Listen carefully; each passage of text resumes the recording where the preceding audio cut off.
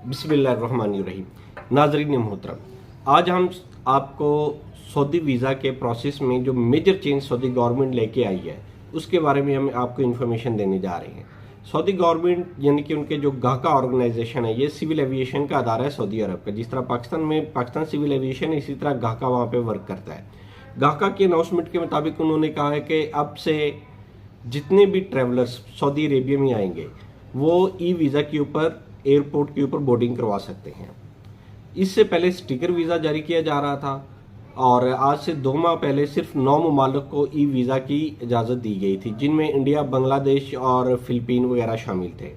अभी उन्होंने 24 जुलाई को 12 ममालिक, जिनमें पाकिस्तान, बांग्लादेश, फिलिपीन, तुर्की, श्रीलंका वगैरह शामिल है, इनको उन्होंने परमिशन दी है कि आप लोग ई वीज़ा जारी करें। यानी कि ये लोग नहीं करते, यहाँ पे सऊदी एम्बेसी जो ऑपरेट कर रही होती है, सऊदी एम्बेसी ही वीज़ा जारी करती है।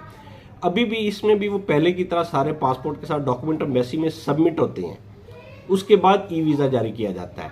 जबकि उम्रे का वीज़ा जो होता है वो सिर्फ पासपोर्ट स्कैनिंग के जरिए ही जारी कर दिया जाता है, सिर्फ उसका डाटा फीड होता है और वीज़ा इशू हो जाता है, वो पासपोर्ट एम्बेसी में सबमिट नहीं होता। लेकिन वर्क वीज़ा अभी जो ई वीज़ा भी जारी हो रहा है, ये पासपोर्ट एम्बेसी में जाता है, डॉक्यूमेंट्स की वेरिफिकेशन होती है और उसके बाद वीज़ा जारी किया जाता है। अब अगर हम इसके सिक्योरिटी फीचर्स की बात करें, ये ई वीज़ा आपके पास स्क्रीन में शो हो रहा है। इसके अगर हम सिक्योरिटी फीचर्स की बात करें तो सबसे पहले इसमें QR कोड है। ये QR कोड से आप लोग आइडेंटिफाई कर सकते हैं कि वीज़ा ओरिजिनल है या फेक है।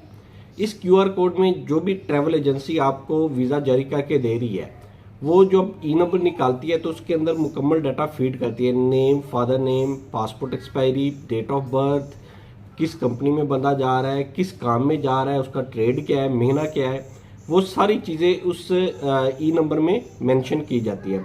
वीज़ा कराची कौंसलेट से जारी होगा या इस्लामाबाद एम्बेसी से जारी होगा, ये भी उसमें मेंशन किया जाता है। तो ये QR कोड में वो तमाम की तमाम इंफॉर्मेशन आपके पास शो होगी जब आप इसको स्कैन करेंगे। अगर ये इंफॉर्मेशन आपकी नहीं शो हो रही तो इट मीन्स ये वीज़ा आपको किसी ने फेक दे दिया, ये वीज़ा किसी और का है। तो ये इन चीज़ों का आपने ख्याल रखना है। इसमें दूसरा सिक्योरिटी फीचर जो ऐड किया गया है, इसमें यानी कि कुछ इन्फॉर्मेशन डाउन की गई है।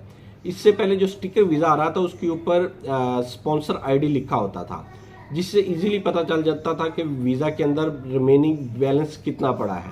अभी इन्होंने वो स्पॉन्सर ID जो है ना वो स्किप कर दिया है। जो फ्रॉड करने वाले लोग थे वो स्पॉन्सर ID का बड़ा मिस यूज़ कर रहे थे।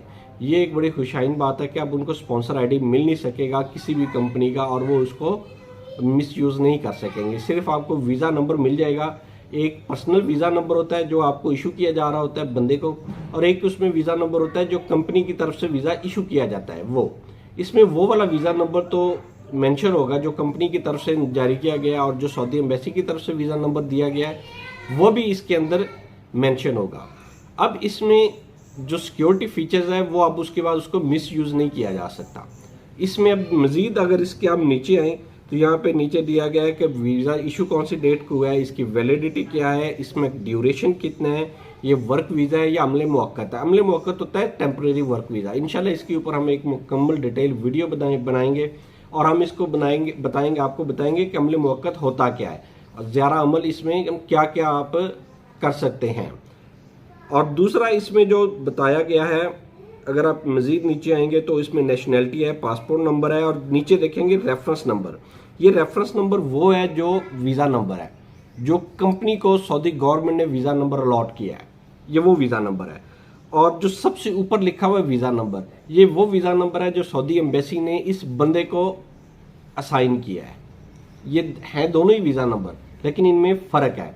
अब इसको उन्होंने रेफरेंस नंबर दे दिया है और जो बंदे को असाइन किया गया है वो वीज़ा नंबर है। नीचे बंदे का महीना दिया गया है कि बंदा किस काम में जा रहा है, आमिल इंशात है, इलेक्ट्रिशियन है, प्लम्बर है, मैकेनिकल इंजीनियर है, या जो भी उसका वो महीना बनता है वो। और उससे नीचे कंपनी का नेम दिया गया है कि बंदा किस कंपनी में जा रहा है, ये वीज़ा किस कंपनी के अगेंस्ट जारी किया गया है। उसके बाद वीज़ा फ़ीस, तो इसमें लिखा हुआ वीज़ा फ़ीस फ्री है। मेरे हिसाब से ये ब्लंडर है, यहाँ पे वीज़ा फ़ीस फ्री नहीं लिखनी चाहिए, क्योंकि वीज़ा फ़ीस की मद में वो ऑलरेडी मुख्तलिफ चीज़ों की मद में सऊदी एम्बेसी चार्ज कर रही है। सपोज बंदे का हम लोग ई नंबर जारी करते हैं, ई नंबर की फ़ीस होती है, वो डॉलर्स में हम Saudi ministry of foreign affair को चार्ज करवाते हैं। यानी कि मैं खुद एक एजेंसी होल्डर हूँ, मेरे पास अपनी एजेंसी है। मैं जब भी बंदे का ई नंबर जारी कर रहा होता है तो वहाँ पे पेमेंट मोड में हम लोग फ़ीस पे करते हैं, फिर हमें वीज़ा नंबर वो ई नंबर जारी किया जाता है। तो इन्होंने यहाँ पे लिख दिया फ्री, ये बिल्कुल भी गलत इन्होंने लिखा है मेरे हिसाब से। बाकी जो भी है वो तो सबके लिए है, हमारे लिए अकेले के लिए नहीं है।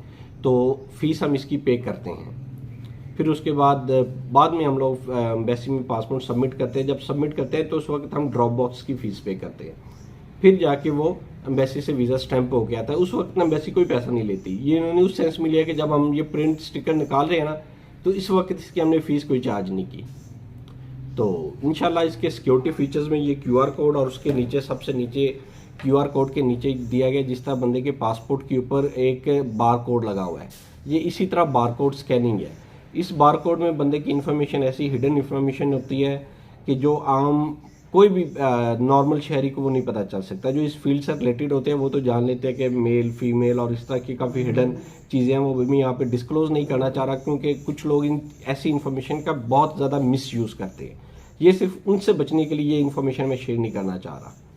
तो लेकिन वो जो नीचे बार कोड है उसके बगैर उससे भी आइडेंटिफाई किया जा सकता है कि ये वीज़ा फेक है या ओरिजिनल है। तो इंशाल्लाह हम आपके लिए मज़ीद ऐसी वीडियोस, कारआमद वीडियोस बनाते रहेंगे जो आपकी इन्फॉर्मेशन में इजाफा करती रहेगी। ये अगर किसी ने इस बार कोड के बारे में कुछ रियली इन्फॉर्मेशन चाहिए हो तो वो मुझसे कमेंट्स में रब्ता कर सकता है। मैं प्राइवेटली उसको इसके बारे में इन्फॉर्मेशन दे दूंगा।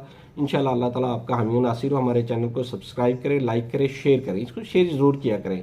ये कॉमन पीपल्स के लिए बड़ी इन्फॉर्मेशन है, उनके काम आने वाली इन्फॉर्मेशन। जो ओवरसीज़ पाकिस्तानी स्पेशली गल्फ़ में जा रहे हैं उनको ऐसी इन्फॉर्मेशन की बड़ी ज़रूरत है। उनके साथ फ्रॉड होता ही इसी वजह से है कि उनके पास ऐसी इन्फॉर्मेशन मौजूद नहीं होती।